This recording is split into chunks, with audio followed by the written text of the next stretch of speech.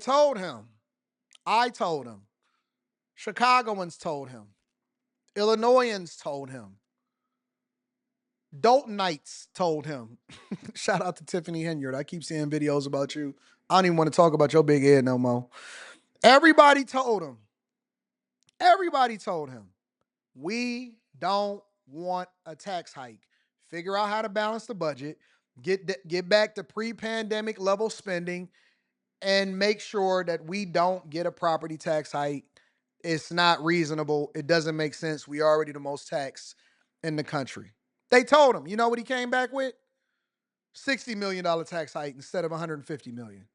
Dummy. As the chill of December sets in, many city council members are still not warming up to the idea of a property tax hike of any kind. Residents are already squeezed enough, and they cannot afford another property tax.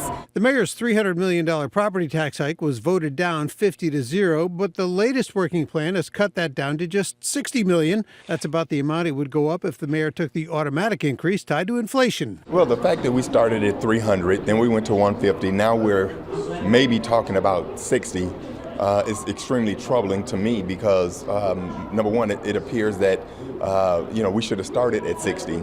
The mayor would not talk specifics, saying he won't negotiate in the media, but he made it clear he was dead set against cuts. The people of Chicago say a lot of things to me, but they never say, Mayor Johnson, could you just cut these services?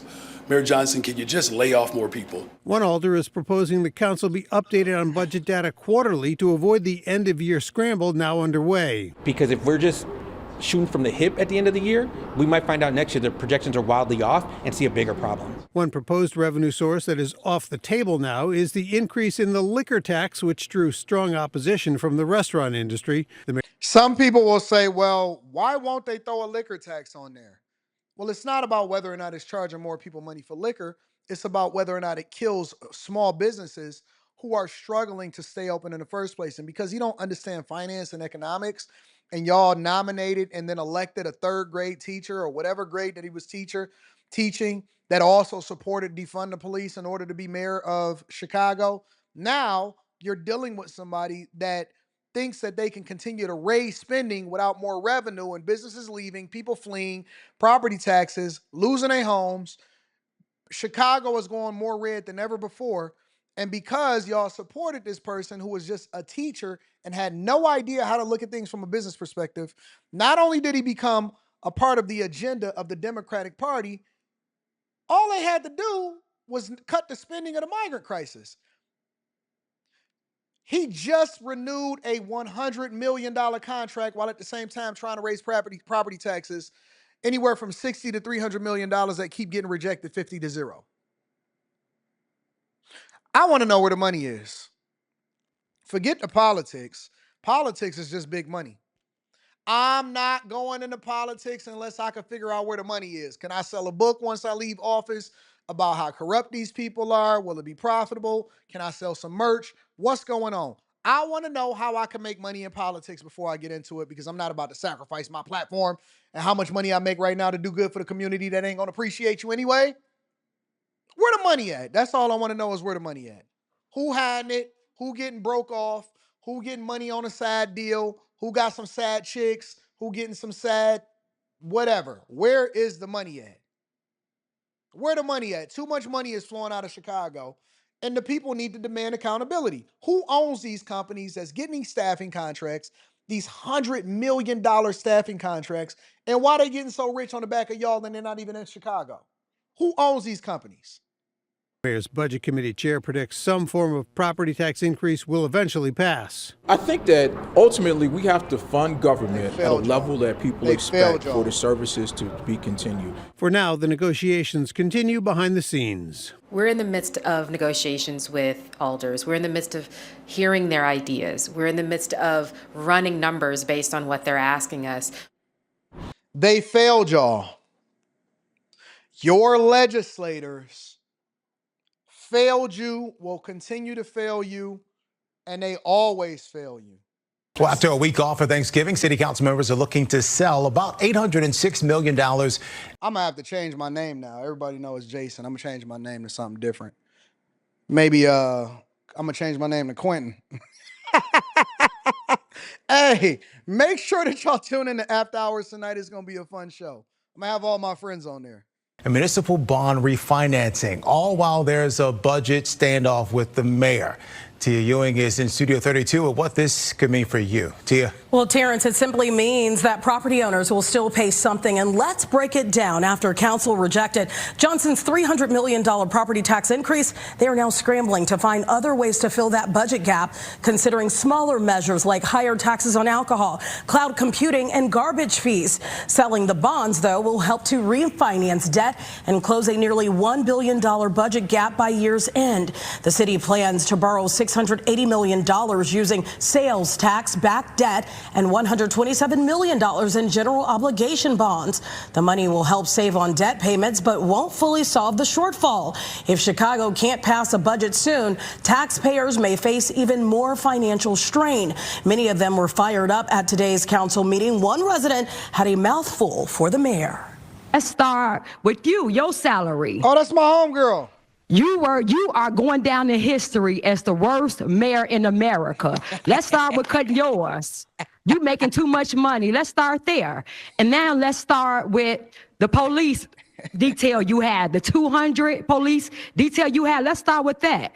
Because you Democrats, and you remember you told us to defund the police. Remember, you ran on that. Remember, you was the defund the police. Ooh. Let's start with that. Let's defund the police detail that you have. And let's put the police back in our neighborhood, because we're not for defunding the police. Listen. Let me break this down for y'all, okay? I want y'all to understand what's happening here. Chicago is looking for what we call creative financing, okay? Creative financing is a way for you to hold on, but it doesn't solve the fundamental problem of why you have a budget shortfall in the first place. And this is why this is dangerous. Okay, let me give it to you from a C student's perspective, but also from a businessman's perspective.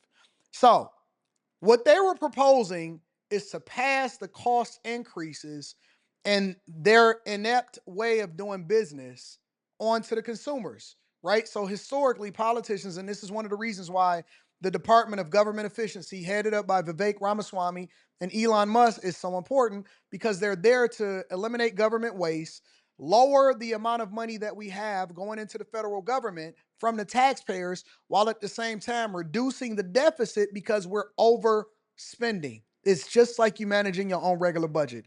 But they decided to get creative. So it's similar to what people do a lot of times when they don't have money, but then they try to tap into their assets, or they try to tap into resources to make sure that they can survive. It doesn't solve the fundamental problem of their spending. It doesn't solve the fundamental problem of their lifestyle, but they're refinancing. They're refinancing at a time where Chicago's rating, their credit rating, is going down.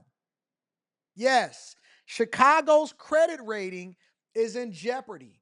And so what that does is, it's the same thing when you have a credit rating, when you got less than a 740, when you start getting into the 6s and the 5s, it's called subprime lending. That means that it's not prime, it's below prime, which means that you're a riskier lend for the possibility of you going bankrupt. In order for you to be able to grab more money out, they're going to charge you more interest. In addition to that, interest rates are higher than when they originally issued these bonds. So what does that mean? That means that they can refinance, get better terms, maybe a longer term, similar to how you go and refinance your car.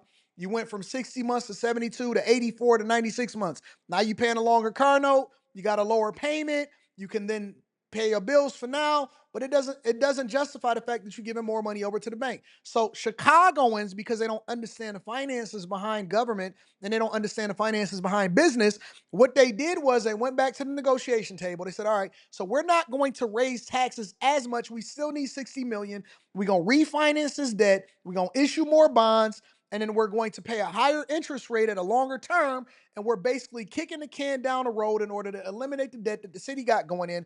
And so instead of lowering the amount that we're spending, increasing revenue by making sure that we bring more businesses in, what we're doing is refinancing the debt at a higher rate, at a longer term, which is going to force your children's children to be paying into the system. And their taxes is going to be raised at some point in the future. They're taking the debt that they have, they're refinancing and cashing out to get a cash influx so that they can satisfy you now, and then they're mortgaging your future and they're saddling you with interest payments and they're running the government inefficiently. Do you hear what I'm saying? It's better for you to deal with the headache now than to be dealing with it later. Some people ask me all the time, they say, Anton, should I invest or should I pay off my debt? The answer is the same all the time. For those of y'all that's looking to get a coaching call and you trying to ask, if your question is, I'm going to save you some money. If your question is, Anton, should I invest this lump sum of money or this money that I'm making, I got a raise on my job, or I got an inheritance, or I got an insurance payout, or I got something, whatever it is, should I invest the money or should I pay off my debt? Pay off the debt. It is easier to climb the mountain when you don't have rocks in your backpack. I know the interest rates that you're giving over into the bank. And then you can start to do the reverse compounding method of basically taking your assets and letting it compound over a period of time to continue to run up the bag. Get rid of the debt.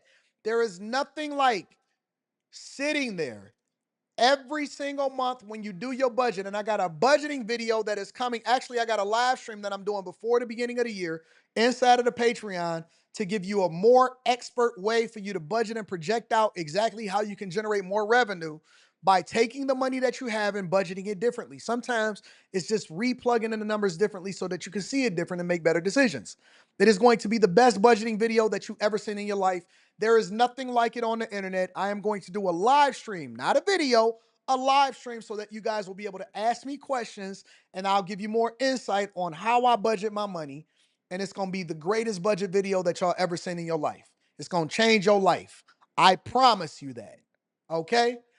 But what I'm telling you is that it is nothing like waking up in the morning. And when I go to pay the bills on the 30th, the 31st, the first of the month, and all of my bills is business related, and almost zero is personal. Paying the internet, paying a cell phone bill, paying insurance. That's about it.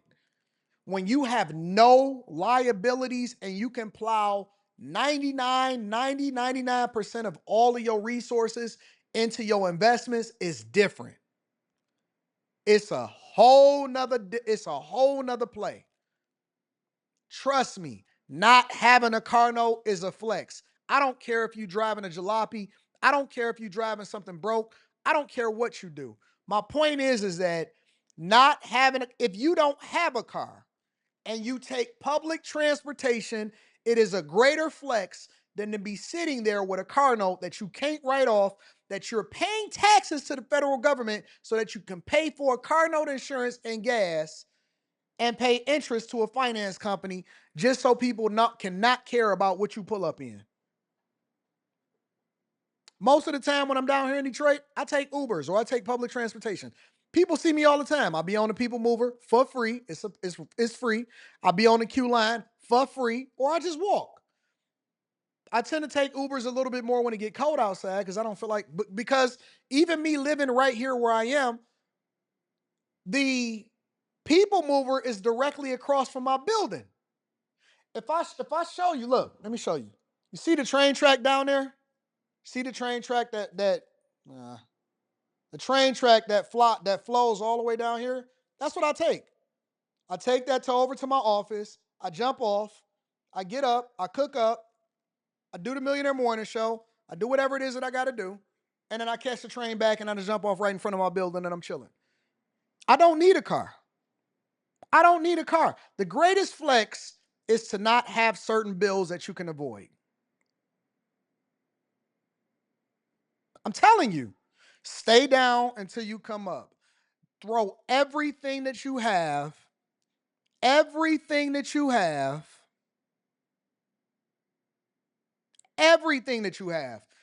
eliminating the costs.